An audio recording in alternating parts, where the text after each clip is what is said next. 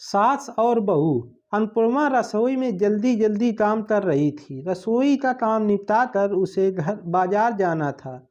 Ration रोज के जरूरी चीज़ों की खरीदारी करनी थी, पर जल्दबाजी में भी उसके चेहरे पर एक सुकून था, क्योंकि आज उसे ऐसा लग रहा था जैसे उसने कोई बड़ी जंग जीत ली हो। चलिए जानते हैं शुरू से।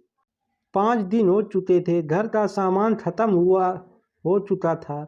तब से राजेश से कह रही थी कि मुझे पैसे दे दो ताकि मैं घर का सामान ले आऊं, फिर आप लाइए।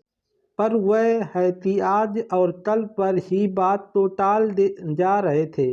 राजेश कभी भी अन्नपूर्णा के साथ हाथ में पैसे नहीं देता था। वह या तो खुद सामान ले आता था या फिर ऑनलाइन सामान मंगवाता था। सामान भी सिर्फ इतना ही लाता था कि जो 1 महीने से ज़्यादा चले ही ना। यहाँ तक कि अन्नपूर्णा को ऑनलाइन शॉपिंग करने की भी इजाज़त नहीं थी। कारण सासू माँ को हमेशा यही लगता था कि बहू शॉपिंग के नाम पर बेवजह खर्च करेगी, तो इस बेलूत खर्च को रोकने के लिए अपनी बहू को ही कंट्रोल में कर लो तो ज़्यादा बेहद है। वह घर में ही रहती, उसे भला पैसे की क्या ज़रूरत होगी। बस यही सोचकर वह अन्नपूर्णा के साथ इस तरह का व्यवहार करती थी। यहाँ तक कि राजेश को भी कह रखा था कि खर्च दो तो मेरे हाथ में, अन्नपूर्णा को देने की ज़रूरत नहीं, बहू तो ज़रूरत होती तो मुझसे ले लेती। पर कभी समय न मिलने के कारण यह और किसी कारण से घर के सामान लाने में देर हो ही जाती थी। सासू माँ कभी भी सामान लेने खुद बाहर नहीं जाती, हमेशा यही कहती थी, हमारे समय में हमने यह सब कर लिया है, अब हमारे आराम के दिन है। अक्सर मेहमानों और रिश्तेदारों के सामने शर्मिंदगी अन्नपूर्णा होना पड़ता। राजेश खुद को ऑफिस में ही होता था और सासू माँ हर एक चीज़ से अपना पल्ला झाड़ लेती थी, पर इस चीज़ का सामना अन्नपूर्णा को ही करना पड़ता था। इस कारण से अक्सर अन्नपूर्णा को शर्मिंदा होना पड़ता था।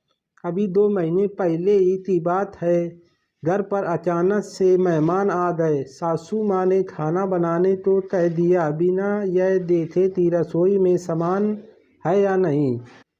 फिर भी उसने जो सामान घर में मौजूद था उसी से रसोई तैयार करके खाना परोस दिया, जिसे देखकर सासू माँ का पारा चढ़ गया। मेहमानों के सामने ही बोली, बहू तू ढंग का तो बनाती, यह क्या रोटी सब्जी बना रख दी, यह तो अपने घर में ही हर कोई खा लेता है।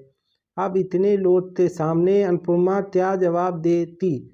रसोई में सामान ख़त्म हो चुका है, घी तेल भी बचा पुचा इस्तेमाल किया है, रसोई के डिब्बे तक खाली पड़े हैं। पर सासू माँ का तो निरंतर बोलना जारी रहा। किसी भी रिश्तेदार या मेहमान के सामने बोलने से सासू माँ तो बिल्कुल भी गुरेज नहीं था। अगर राजेश कुछ बोलता तो रोना धोना मचा देती थी। मैं अकेली हूँ, मैं तेरे पिता होते तो भी तू ऐसा ही बोलता क्या। उसके आगे राजेश भी कुछ नहीं बोल पाता। सबके सामने उन्होंने अन्नपूर्णा की ऐसी इमेज बना दी थी कि बहू तो किसी का घर में आना पसंद ही नहीं है, वह तो नीरी कमचोर है, इससे एक पैसा खर्च नहीं होता, इसलिए मेहमानों की आओ भगत भी ढंग से नहीं करती। अब कल की ही बात ले लो, अचानक से बुआ जी और उनकी बहू का आना हो गया।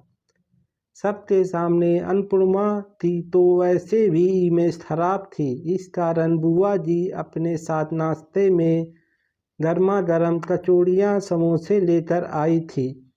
इसे देखते ही सासू माँ ने टोका, अरे जिज्जी आप नाश्ता क्यों लेकर आए हैं, वह तो घर पर ही बना लेते या मंगवा लेते।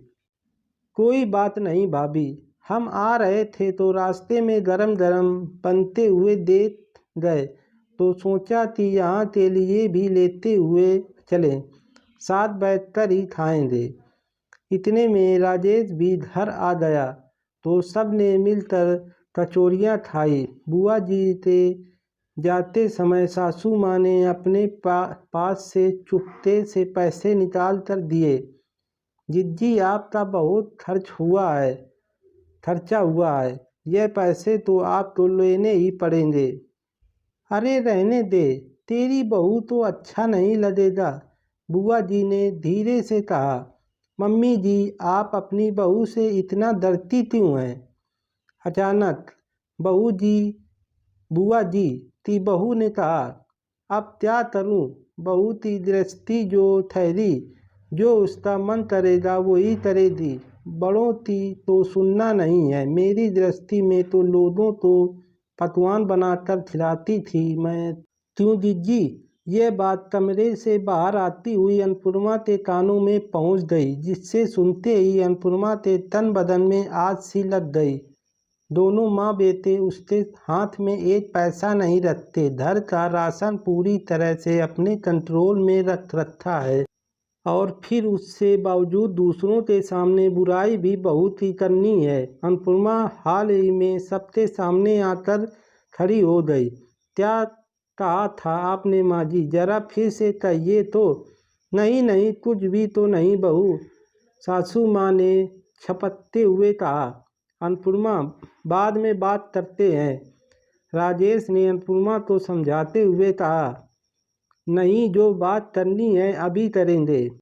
अन्नपूर्णा, सबके सामने क्यों बतंगड़ बना रही हो? राजेश ने थोड़ी बिगड़ते हुए कहा। जब इमेज ऐसी सबके सामने ही खराब हो रही है तो सबके सामने ही बात क्यों ना करूं? कौन सी गृहस्थी की बात कर रही हैं माँ जी? अरे बहू, भाभी का ऐसा कोई मतलब नहीं था, बुआ जी ने बात संभालते हुए कहा।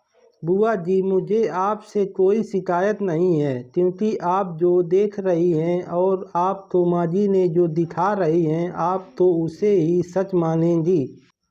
पर आपकी भाभी क्या करती हैं वह भी तो सुन लीजिए। नाम सिर्फ बहू की दृष्टि का है, पर कंट्रोल इनका खुद का है। मैं अपनी मर्जी से 1 रुपया खर्च नहीं कर सकती, और रुपया खर्च करूं तो कैसे? एक पैसे मेरे हाथ में नहीं रख जाता। इसे आप मेरी दृष्टि कहेंगी? घर का राशन का सामान भी इतना ही मंगाया जाता है कि महीने पूरा होते ही वह खत्म हो जाता है। बहू पर जो इतना सारा भी विश्वास नहीं, जैसे वह सामान मैके पथा कर ले जाएगी। सामान लाए तो राजेश जी ही लाएंगे, और उन्हें सामान लाने में देर सवेर हो ही जाती है। अब घर में सामान ही नहीं होता तो बहू कहाँ से खिलाएगी? फिर दूसरे के सामने बेइज्जती बहू की जाती है। अन्नपूर्णा, बस करो, शर्म नहीं आती अपने परिवार की इज्जत को उछालते हुए? सास ने माँ से कहा। बस मैं नहीं बता आपकी कीजिए, आपके परिवार की इज्जत उछाल रही हूँ, वह आपकी देख रहा है। लेकिन बहू की तो कोई इज्जत ही नहीं होती है। बहू की इज्जत तो फुटबॉल समझ रखा है, जिसे किसी के सामने उछाल दिया जाता है। यह तो मुझे भी दृष्टि मेरी तरीके से चलाने दीजिए, वरना संभालिए अपनी दृष्टि को। मैं चली यहाँ से। 1 मिनट अन्नपूर्णा, अचानक बुआ जी ने कहा। राजेश, तुम पढ़े लिखे होकर ऐसी हरकतें करते हो क्या? तुम्हारी पत्नी को खर्ची की ज़रूरत नहीं होती, जो तुम 1 पैसा तुम उसके हाथ में नहीं रखते? बुआ जी, माँ मना करती हैं। कई बार समझाने की कोशिश की, पर माँ है कि हमेशा रोना धोना शुरू कर देती है। मैं कुछ कह नहीं पाता। भाभी, आप अपनी बहू के साथ इस तरह का व्यवहार करते हो, क्या मिल जाता है? आप तो बेचारा बनकर आपने अपनी गृहस्थी में सब कुछ किया, फिर बहू की गृहस्थी उसे क्यों नहीं जाने देती? आज आपकी हरकतों के कारण उसकी बहू घर छोड़ने को तैयार हो रही है। आपके बेटे का घर बिगड़ रहा है। कुछ अंदाज़ा भी आपको घर में किस समय किस चीज़ की ज़रूरत है, वह घर में काम करने वाली महिला को पता होता है। वह घर के हाथ में पैसा देना शुरू कीजिए। आखिर बुआ जी थी, समझने पर इतना तो असर हुआ थी। आज राशन का सामान लेने के लिए अनुपमा के हाथ में पैसे रखे गए, जिसका सुकून उसके चेहरे में साफ झलक रहा था। तो दोस्तों, आपको यह कहानी कैसी लगी कमेंट बॉक्स में ज़रूर बताएं।